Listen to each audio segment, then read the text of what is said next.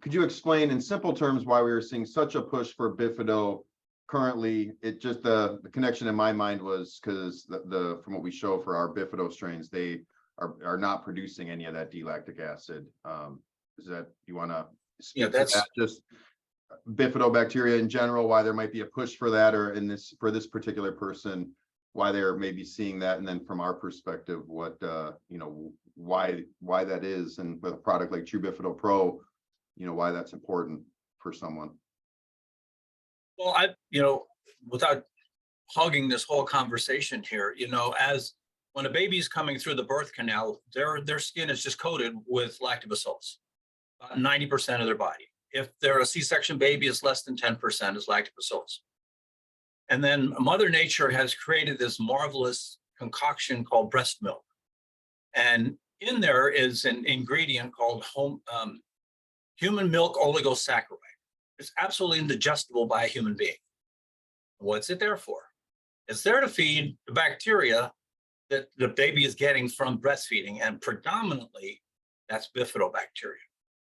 And as long as mom is breastfeeding, bifidobacteria are the dominant organisms in the baby's colon, GI tract, in fact. And then once breastfeeding stops, then all these other organisms can start to take over. So your immune system is really, in large part, based upon the health of your colon and the bifidobacteria and things of that sort. Now, when we're talking with True Bifido and things of that sort, the main reason there is all the different features of bifidobacteria that are very beneficial. A, interleukin 10. B, they're going to downregulate histamines and tyramines. C, they're going to degrade oxalates, and they're going to only produce L-positive lactic acid. So it's a very beneficial product or group of organisms to take when you've got long-term issues, not so much as short-term issues. Would you agree, Roland? I would agree. And I think it's also worth bringing in that Bifido seem to be a very fragile species of bacteria. So if you've been dealing with clients who have had multiple courses of antibiotics in their lifetime, and let's be honest, who isn't, the Bifido seem to be things that are quite easily wiped out. And then the aftermath of how to repopulate Bifido really isn't a defined science. And I do believe that in some cases, if not all cases, people who are dealing with chronic antibiotic use, but everything else that you spoke about, what you're seeing signs of is compromised immune function and a degradation of the microbiome as a whole. We have to remember that it is an ecosystem. And if you remove the Bifido and all the positive attributes that Bifido promote to keep things in balance, that's when things start to go haywire, I believe. Because if you have a lack of species that are able to produce anti-inflammatory cytokines, that are unable to calm the immune system, what's the ultimate reality that we're left to assume? We have an aberrant immune system, which can cause an inflammatory response, which can predispose to leaky gut. And then once things that are meant to stay in your tube are getting into your bloodstream, this is where I believe the bridge is built to all these collateral damages and consequences we see in context of things like chronic fatigue, autoimmune-like presentations. And just to come back to a little touch on the D-negative lactic acid, people who have fairly well maintained and integral microbiomes likely experience a lot of D-negative lactic acid as a metabolic byproduct of normal bacterial metabolism.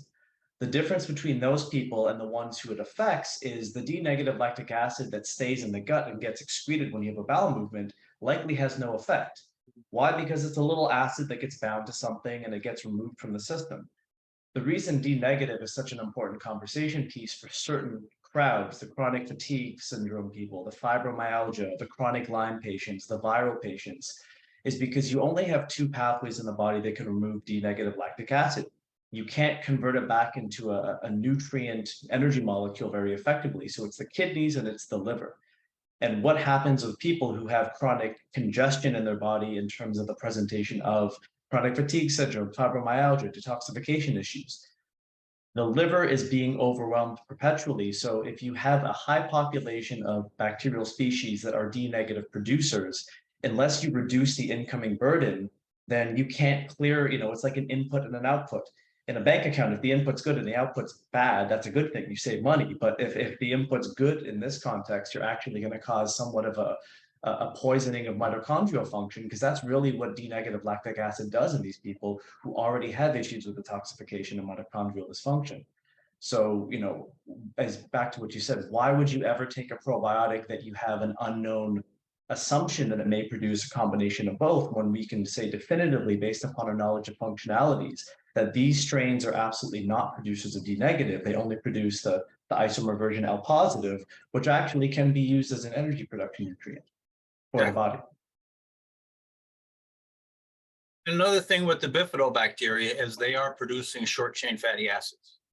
So lactobacillus in general are designed to get rid of sugars. In the small intestine, they're going to convert sugars into lactic acid. Non-digestible fibers get into the colon where bifidobacteria work on them, and they turn them into short chain fatty acids. And butyrate, as we know, is very important in keeping the tight junctions in the colon managed and feeding the colonocytes and other things. If you take it orally, a lot of times it gets absorbed and just makes macrophages superwoman, but that's not a bad thing, but it's not doing its intended job, which is what it needs to be in the colon. So for our practitioners, quite a few questions on bifidobacteria. So Theralac Pro, though, and Theralac are very popular. You got lactobacillus and a large amount comparatively of bifidobacteria. So you're getting the benefit of both. Just to stay on this a little bit, when would be an instance other than the L and D lactic acid, which we show, strain by strain, when you would want maybe just the all bifido, formula versus the more broad spectrum, lactobacillus and bifidobacteria for the. If I could just use two words, chronic and acute. If it's chronic, I would recommend people start with the True Bifido. If it's acute, I would start with the Theralac Pro. Because when you have that acute issue going on, you need some inflammatory cytokines. You need that system to start producing. But when you've been chronically ill, there's less likelihood that you're in need of inflammatory cytokines. You're more likely going to need anti-inflammatory cytokines. So I like to say for the acute, go with the Theralac Pro, and with the chronic, I would go with the True Bifido. I would echo the concept there. I would probably put it in different terminology, where if someone is incredibly sensitive to anything that goes in their system, my starting point would be Bifido, just because logically speaking, it will likely be the gentler of the two when it comes to the interaction of the product plus that person or that person's physiology and biochemistry. We have to understand it's not just the product alone, it's how that individual person reacts to things. And then to take that from a theoretical abstract and make it more clinically applicable, if I know someone has colonic centric problems or centralized colonic problems, because of Bifido's affinity for the colon, I'm going to start there if they are someone who lacks adaptability. Like you just said, Jeff, an immune system should not be pushed to anti-inflammatory all the time, because if the immune system can't raise inflammation, well, that's not really good to fight off an incoming infection potentially.